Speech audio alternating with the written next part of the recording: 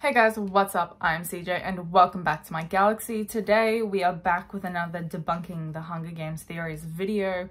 Today I really wanted to come back with this video just because I have this video series because I haven't done this series in about 5 months and it was very popular about 5-6 months ago, but I haven't done one of these videos in a while because I started separating the theories into separate videos. But there are some videos that are very short and snappy, the theories. I keep misplacing my words. And also, on that note, I am editing this video a little bit less because I really don't like the look of the jump cuts that I've been doing and editing in my videos. So I'm trying to edit my videos a little bit less. So in the comments down below, let me know how you like my editing style. I would greatly appreciate that. I usually say and and have little pauses in between my words, or I also misplay, like say the wrong words or whatever, and I don't like it and I like chop it up and it makes it look like it has really weird jump cuts and I just don't like it. You'll still be getting all your infographics in the middle of these videos, but you know, my editing style is going to be changing a little bit as I get more into editing and how I want my videos to look. So debunking theories for the Hunger Games. I've done quite a few of these theories in the past, so we are we're starting to really get into the more unhinged theories. Some of these aren't as unhinged. I just think that they're really far-fetched, and some of the fan base has like taken it as fact and ran with it. But I wanted to talk about the truly unhinged one. I have my laptop here. It's just below here. If you see me looking down at any point during any video, it's because I'm reading notes off of my laptop. So that's why it's there. All right, so theory number 1, we're gonna start with Gale died at the end of Mockingjay. So that's why his character essentially disappears. You know, Katniss goes, "I never want to talk to you again," and he disappears, and that's why he's never in it. I don't know how I came upon this theory. I was researching on the internet 5 months ago. I made a list of a bunch of theories just when I started this series, and I randomly stumbled upon this on like a Screen Rant website, and I have never been so confused as to how someone could have possibly come up with this theory. Look, if you actually think this, with all due respect, you're completely wrong. I'm trying to think of like a plausible way to tell you why it's wrong, but I can't think of one because it's just like, no, of course not. It feels like it explains, it just completely neglects the fact that Katniss, on her own, completely comes to this conclusion that she doesn't need Gale in her life anymore. He doesn't fit into her life like he used to pre her first games, pre the 74th Hunger Games. So there's no way for her to, you know, there's no way he would have not been there, a part of, disappeared. He's dead, and that's why he disappeared. I don't even know, like, the sentences I'm coming up with in my head aren't even coherent because, like, why? I don't see how that's even, I don't even know how to explain to you why you're wrong. No! Hunger Games fandom can be kind of crazy sometimes, and it just completely neglects Katniss's character and Gale's character altogether. You know, Gale was this soldier, and I think it comes under the whole desire for the fandom to have had Gale die in place of Finnick, when story-wise, I really still don't think that would have worked out properly. It doesn't fit into the narrative. So no, Gale didn't die. There's really no evidence that Gale died other than he disappeared. Katniss literally told him she doesn't want to talk to him anymore because she was always going to see Prim and Prim's death every time she looked at him. So he didn't die. He did design the bombs that killed Prim. He didn't die in place of Finnick. He didn't die at the same time as Finnick. you know, it didn't die at the same time as anyone or to the lizards. I think people got a little trigger happy. You know, they just started coming up with things alongside Suzanne Collins. It was like, you know what? It totally was in the book. He died, and he's a ghost that Katniss is just, oh, talking to. Spooky. No, man. This is... Okay, moving on to the next theory. Theory number 2 is the Capitol uses the games as a way to assess each district. Now, this one I can totally see, unlike the first theory, I can totally see where this theory in particular comes from, that Snow or the Capitol in general before... Who was the president before Snow? I'm thinking Ravenstill. President Ravenstill? That can't be... I would look it up. I've only read the prequel once and only watched the movie twice. So I can't remember. I'm pretty sure it's President Ravenstill, the guy who was before Snow. I totally see how the Capitol would have wanted to assess each district depending on how capable they are, but at the same time, the pool of tributes is very small compared to how many people are actually in each district, and the career tributes, I think the only way it would benefit them is with the career tributes, because they spend their entire careers training to be in the Hunger Games, and then they have ways to train, and everyone does it. So it would be a great assessment of everyone in the district. But in the case of, say, Katniss, right, Katniss had other skills. She was really good with the bow and arrows because her dad taught her where outside of the boundaries of District 12, where neither of them was supposed to be.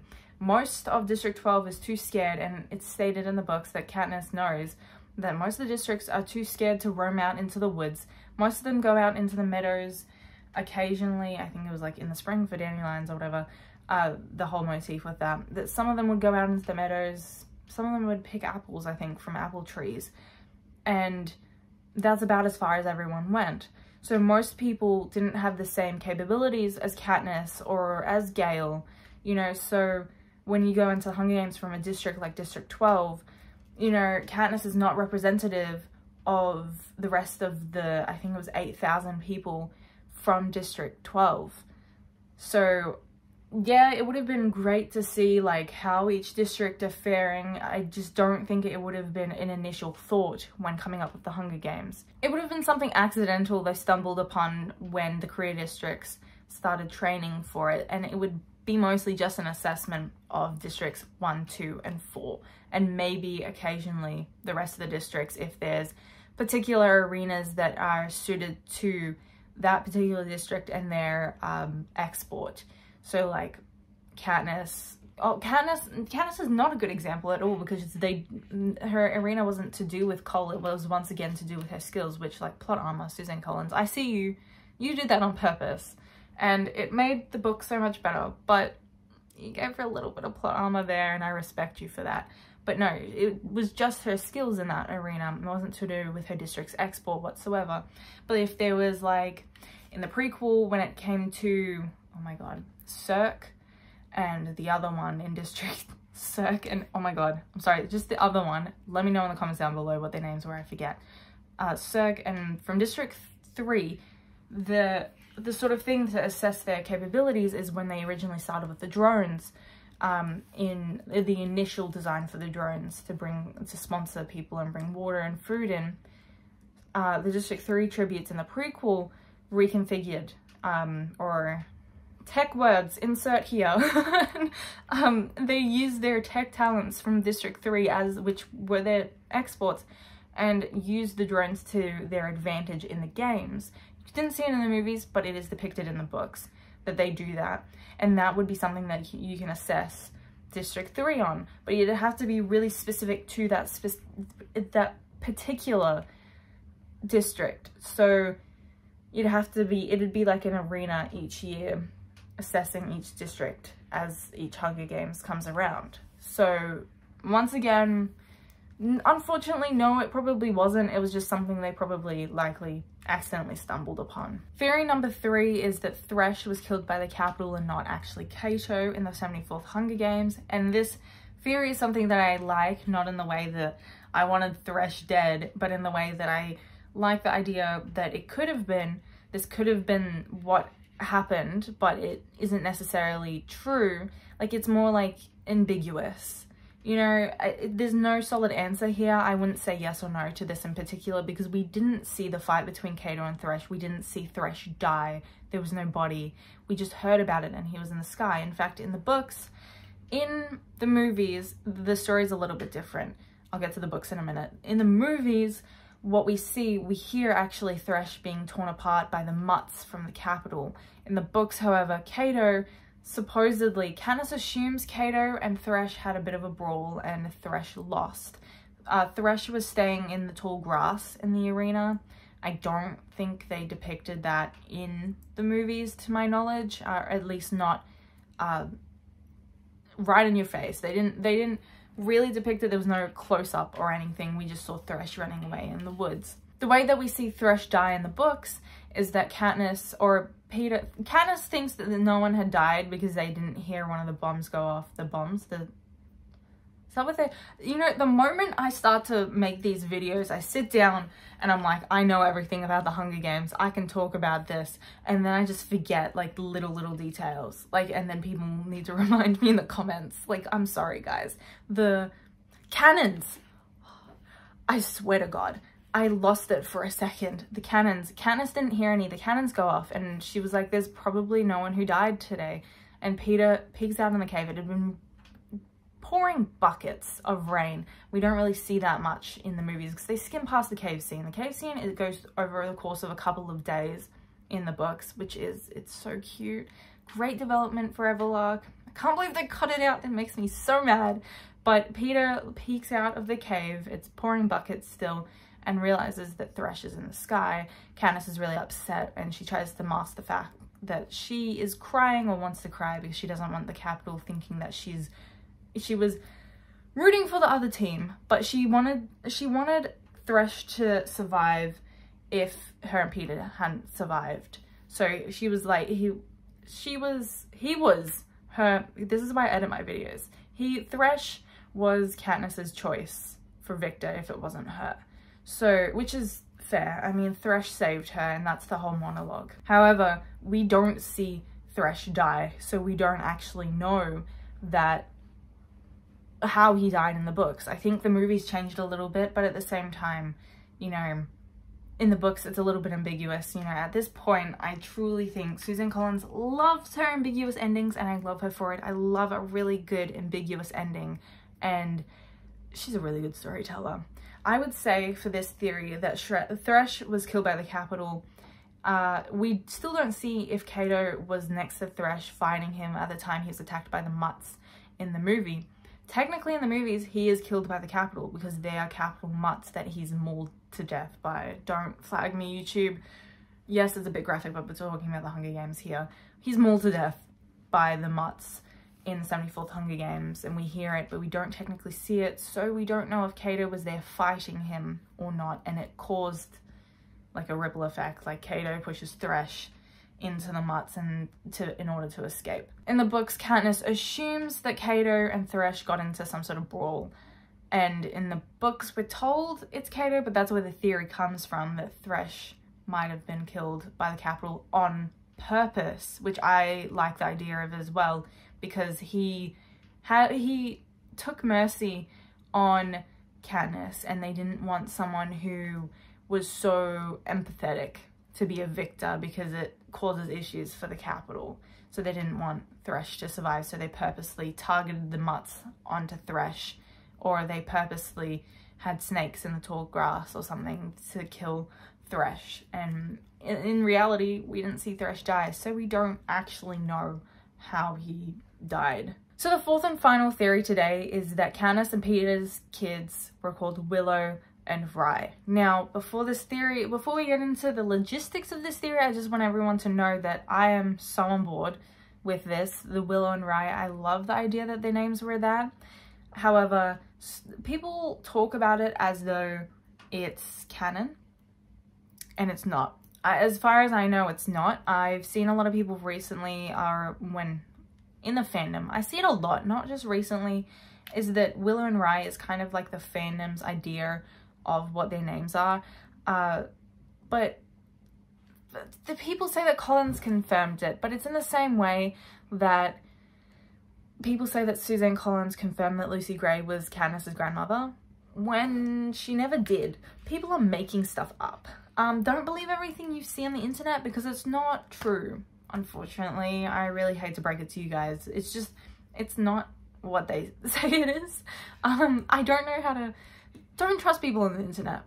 I went looking for it on the internet to see if there was an interview in the same way that I did for, like, Lucy Gray being Katniss's grandmother, and there was no interview saying anything. Suzanne Collins is very...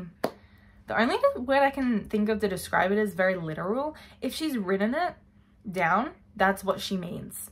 And she very rarely, to my knowledge, speaks on the meanings of her books, because from the looks of it, she wants people to consider it, think on it, and come up with their own theories about the novel itself or the novel series, because that's what her writing is all about. She wants people to think when they read it. So no, unfortunately, Willow and Rye are not the confirmed canon names of Peter and Katniss as kids. It is a headcanon though, so I know like I said earlier, a large portion of the fandom has agreed that Willow and Rye are the names, and I'm totally on board with it. I love it. Rye, like rye bread, willow, like the deep in the meadow under the willow, I think the line is.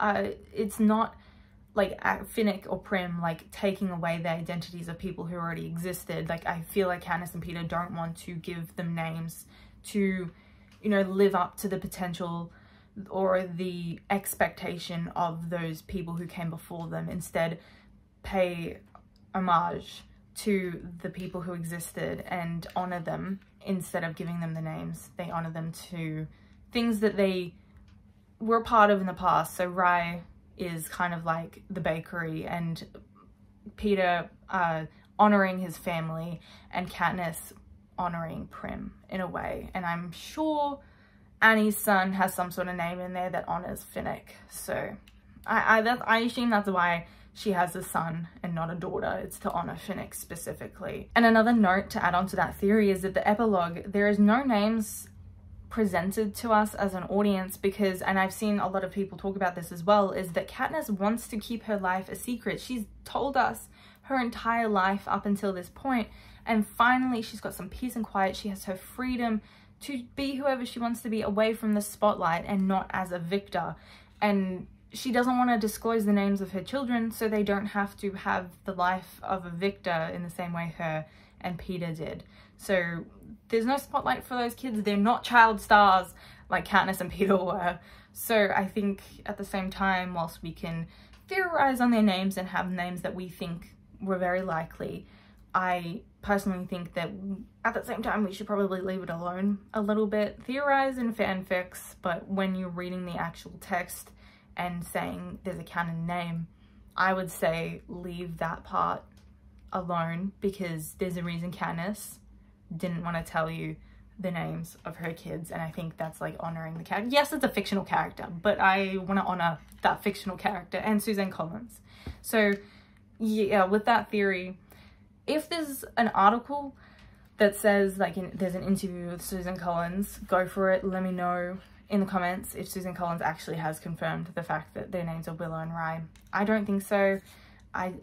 Suzanne Collins wrote it for a reason. She didn't give their names for a reason, and I think we should respect the author in that way, instead of making things up and lying to people on the internet.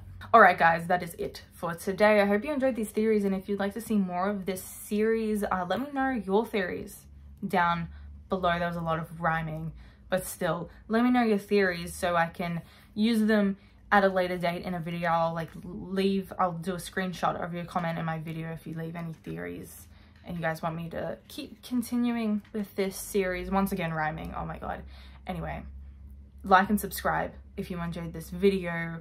Comment what you thought about these theories. Once again, I hope you enjoyed this video, but I have been CJ, and I'll see you guys in the next video. Bye!